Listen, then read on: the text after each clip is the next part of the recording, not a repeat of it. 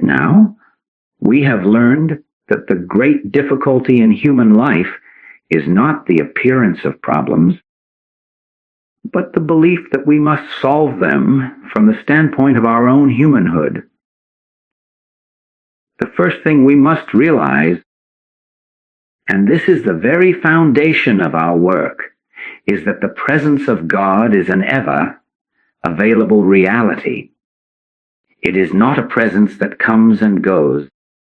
It is not a presence that is more available in a church or on a mountaintop than it is in the marketplace or in the midst of a storm. It is here where we are, regardless of the circumstance. This is the truth that must be grasped not intellectually, but in the very depths of our being. We must come to see that the time of trouble is not the time to turn away from God in despair, wondering why He has allowed this to happen. No, it is the precise moment to turn within, to reach out with the inner hand of faith to that which is ever present, ever available, ever operative. Think of it this way: if your house were on fire, would you run away from the fire department? If you were drowning, would you push away the life preserver? Of course not.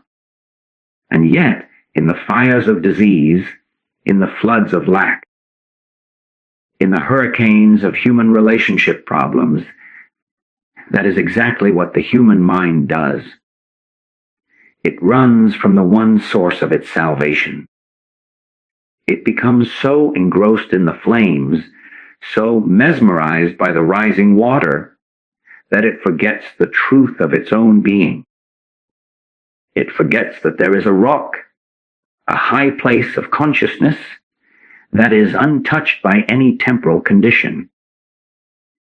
The problem itself is the signal, the bell that rings in our consciousness, reminding us, now is the time to remember the truth.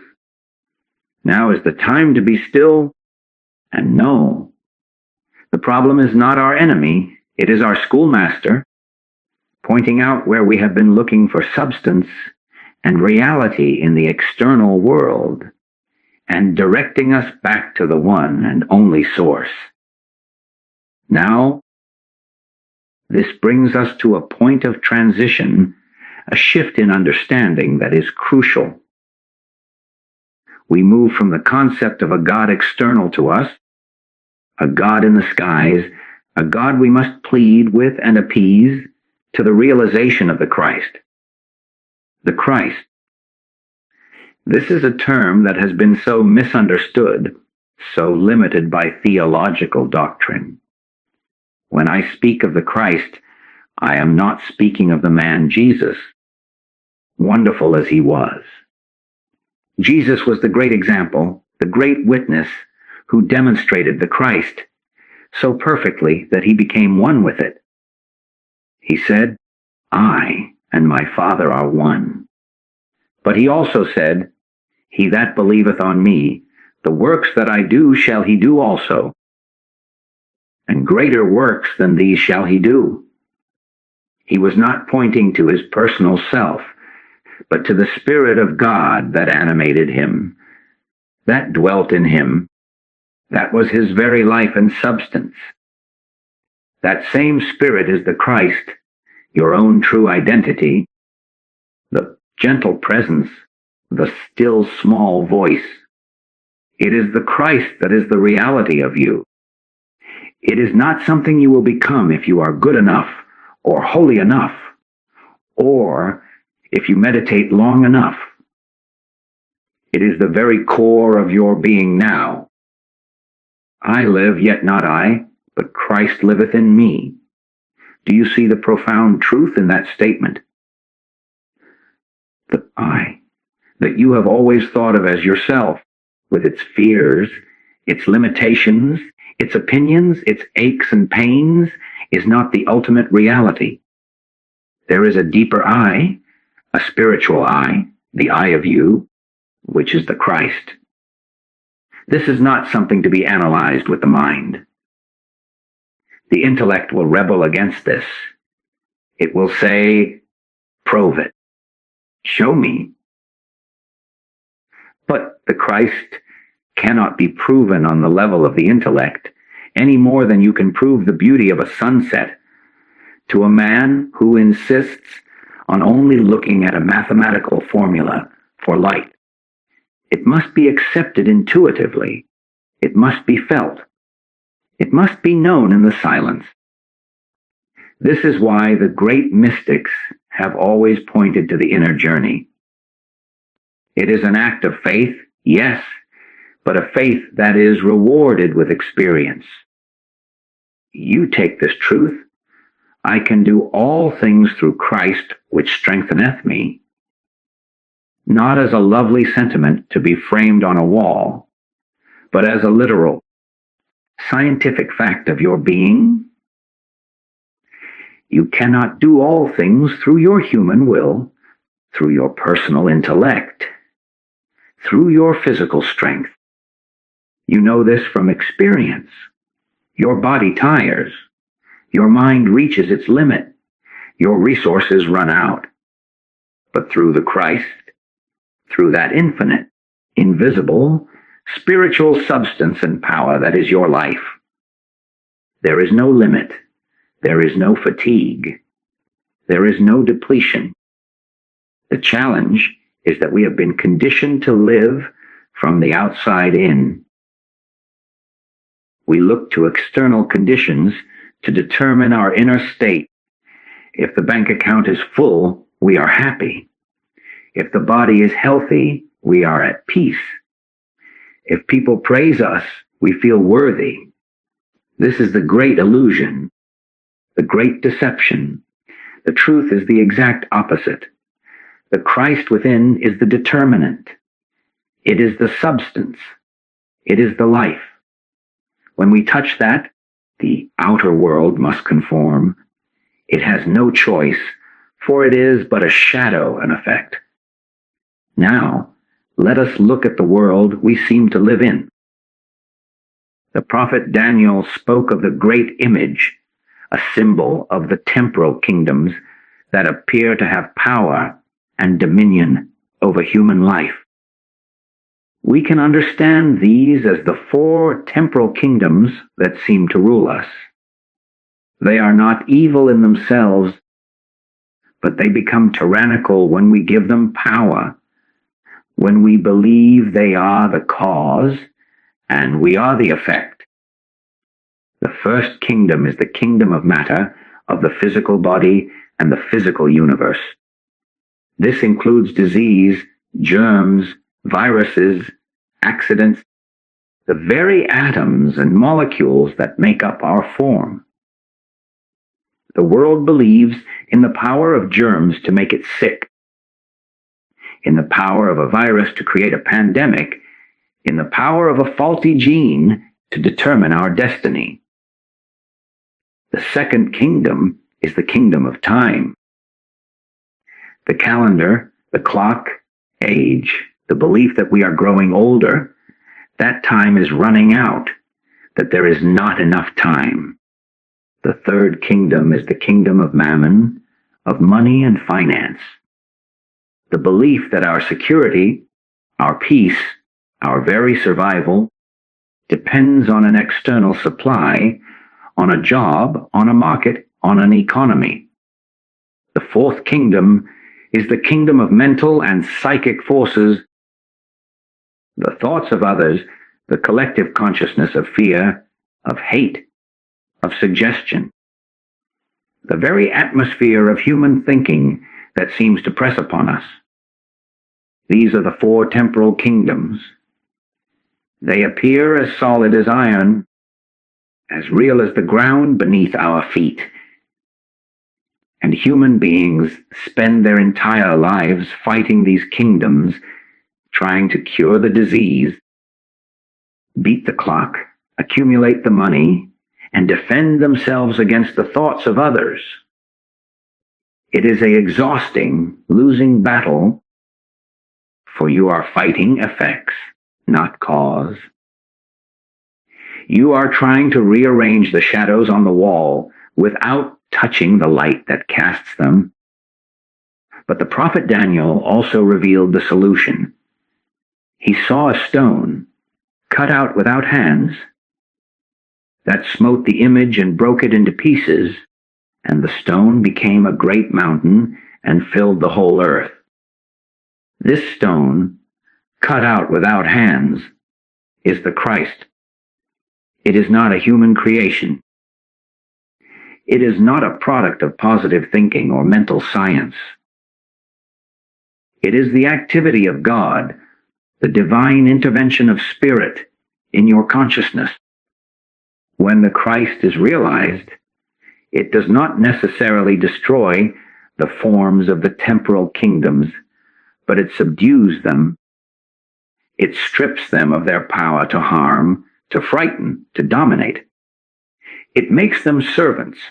Consider electricity. Electricity in the wire is a powerful, even deadly force. But when it is understood, when it is harnessed, it becomes a servant. It lights our homes, powers our tools, communicates our words. The electricity itself has not changed, but our relationship to it has. It is no longer a master, it is a servant. So it is with the Christ.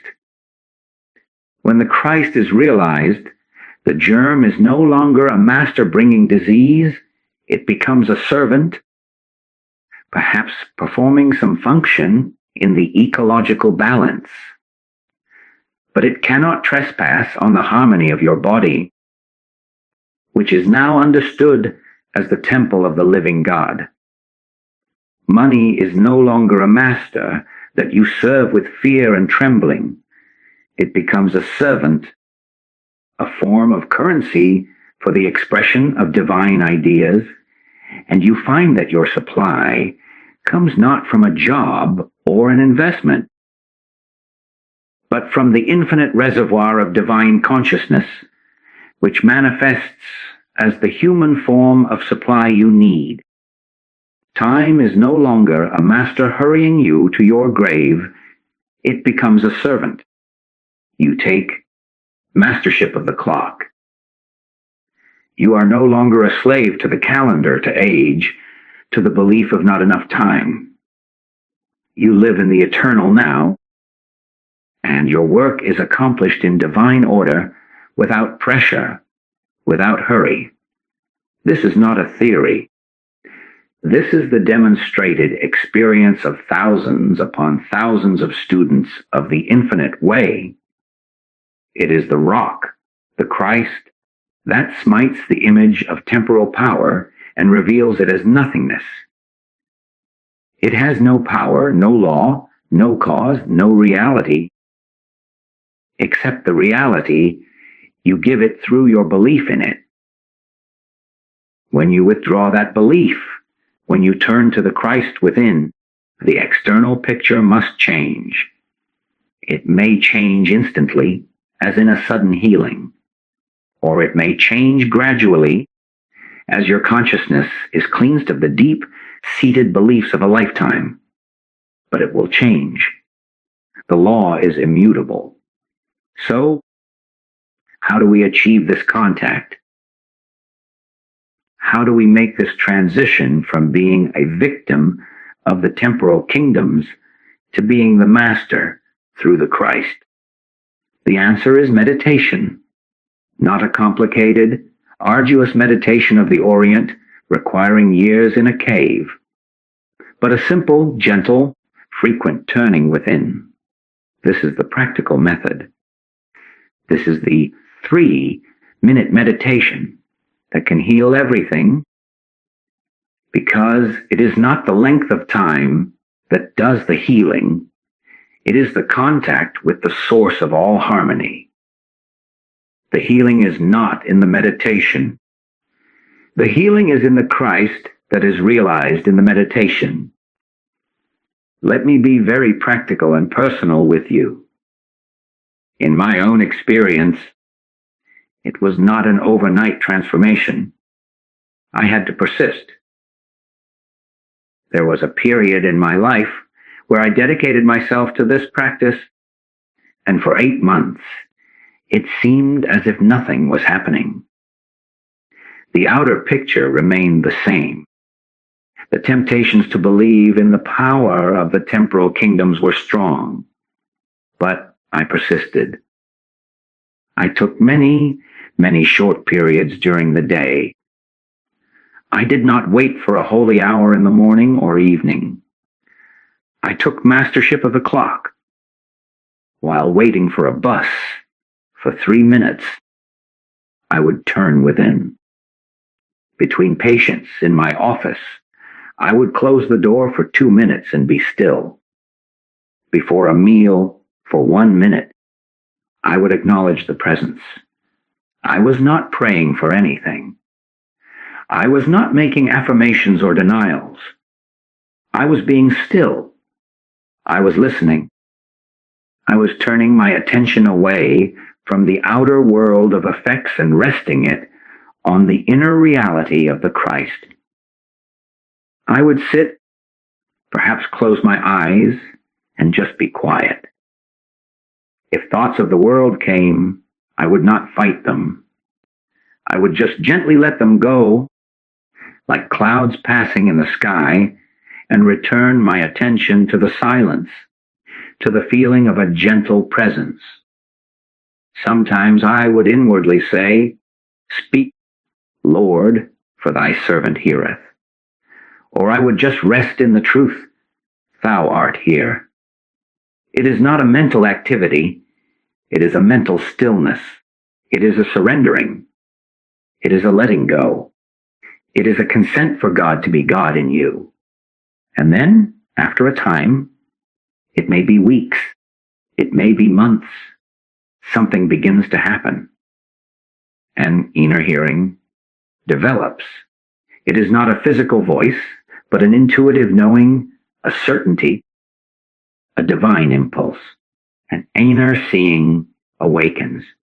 You begin to perceive the spiritual reality behind the appearance. You see the Christ in your fellow man, even when his humanhood is acting out. You see the substance behind the form of supply. You see the harmony behind the appearance of disease. This is the fruit of meditation. This is the evidence of the Christ activity in your consciousness. And from this place of inner communion, you go through your day not as a helpless human, but as a transparency for the divine. You are not doing the work. The Father within is doing the work.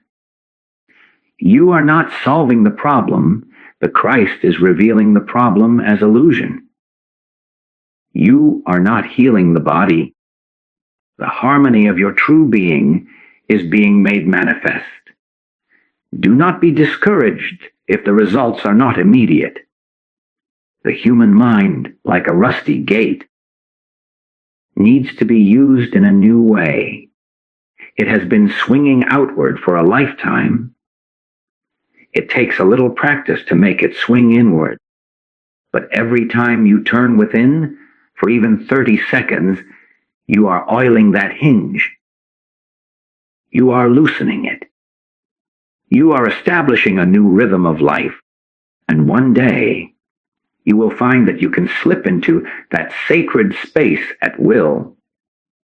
In the midst of noise, in the midst of turmoil, and find that perfect peace that passes all understanding.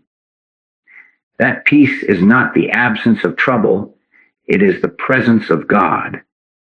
And in that presence, no trouble can exist. This is the ultimate goal, my friends. It is dominion. Dominion over all aspects of human life. It means that you walk through this world, but you are not of it. You use the things of this world, but you are not used by them. You have a body, but you are not a body. You have a mind, but you are not a mortal mind. You are the Christ, the Son of the living God.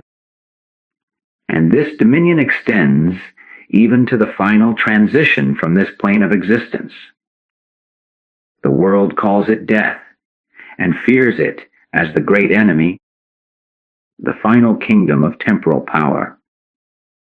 But I am here to tell you that to the consciousness that has touched the Christ, there is no death. There is only a progression, a moving on to a new and more expansive experience of life. There is no extinction. How could there be? You are life itself. You are eternal life here and now. So there is no hurry. Do not be anxious. Do not feel you must achieve some high state by tomorrow. Spiritual maturity is what counts, not longevity or youth. It is the quality of your consciousness that matters. A life lived in the constant moment-by-moment remembrance of God is a successful life. Whether it is 20 years or 100 years, a life lived in fear and materiality is a tragedy no matter how long it lasts. Rest in this assurance. You are on the path.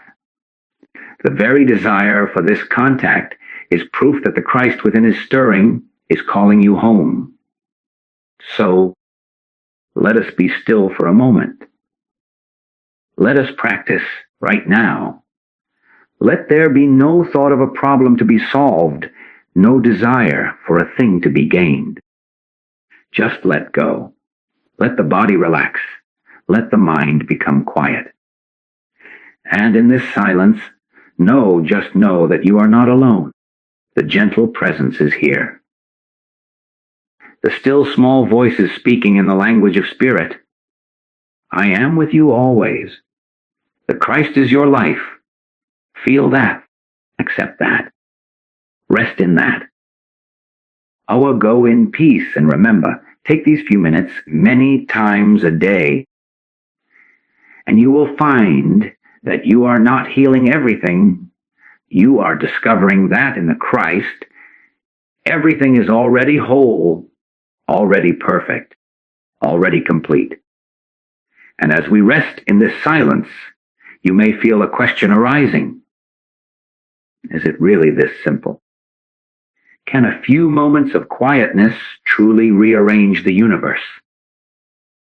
And the answer, the divine answer that comes from the depths of being, is that it is not the moments that do the work, but the presence that you are acknowledging in those moments. You see, the sun is always shining. If you go into a cave and remain there for days, you may begin to believe in the reality of darkness and cold.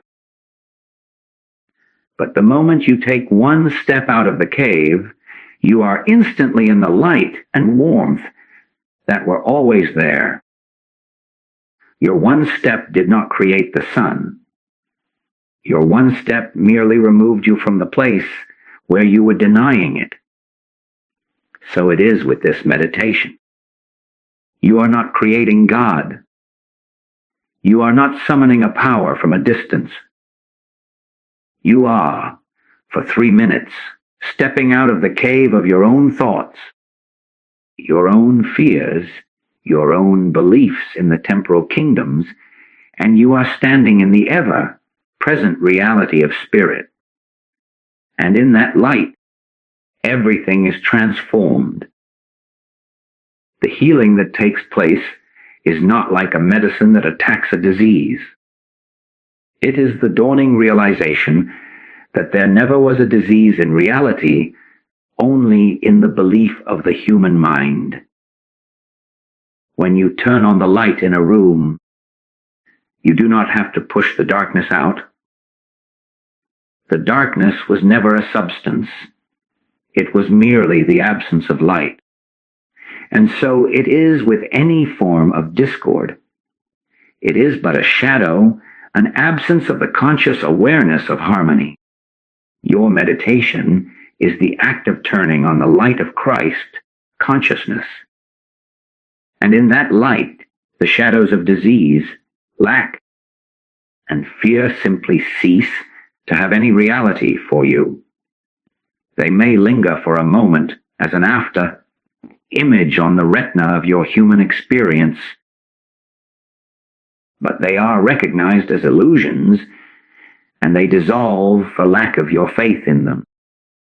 Let me share with you a deeper insight into how this works in the practical, daily round. You get a letter in the mail. It brings news of a financial reversal. The human mind, the old man, immediately leaps into action. It calculates, it worries, it fears, it plans, it schemes. It feels a knot in the stomach. This is the automatic reaction of living in the temporal kingdom of mammon. But you, as a student of the infinite way, have been practicing. You feel the knot begin to form, and you recognize it for what it is, a signal. It is the bell ringing. It is not a signal to start human planning. It is the signal to stop, to be still. You take your 3 minutes. You go inside.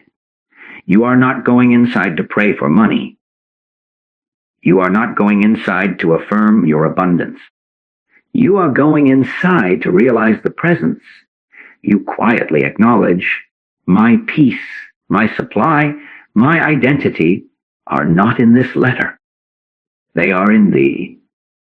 And you rest there. You listen. And then, from that silence, an inner hearing may give you an impulse. It may be a simple, practical idea. Call this person. Or look at this overlooked opportunity. Or it may simply be a deep, abiding sense of peace that tells you all is well. The key is that the action, if there is one, now comes from a place of inspired wisdom, not fearful reaction. The action is harmonious, effective, and often leads to a solution you could never have devised with your frantic human mind. Or sometimes the outer picture miraculously rearranges itself without any action on your part at all. The letter was a mistake. A new source of income appears unexpectedly. This is the rock, the Christ, smiting the image. The temporal kingdom of mammon is shown to be without real power or law. Your supply is revealed as a constant, spiritual flow from the infinite within, and the outer form must conform to this inner realization. The same is true with the body. A pain appears. The human mind says, I am sick. I must do something about this sickness. It runs to medicine, to doctors, to fear. But you have learned to take dominion. You feel the pain, and you acknowledge it as a sensation. But you do not accept it as your master. You do not accept its verdict. You take your 3 minutes. You close your eyes. You turn away from the body. You turn to the Christ. You silently know. This body is the temple of the living God. It is animated by spirit, and spirit is harmony. I rest in this truth. You don't fight the pain. You look past it. You look through it to the reality of being. You may feel a warmth, a tingling, a sense of peace. And when you open your eyes, the pain may be gone, or its power to frighten you may be gone. You have touched the rock. You have connected with the kingdom that is not of this world, and the temporal kingdom of matter must bow. The germ, the virus, the malfunction is stripped of its authority. It may remain as a form, but it is a neutralized form, a servant, and its disruptive activity ceases. This is how we live. This is how we move through this world. Not as victims, but as masters. not through human will, but through spiritual surrender. We are not positive thinkers, we are spiritual beings. Positive thinking is still on the level of the human mind, trying to rearrange the temporal kingdoms.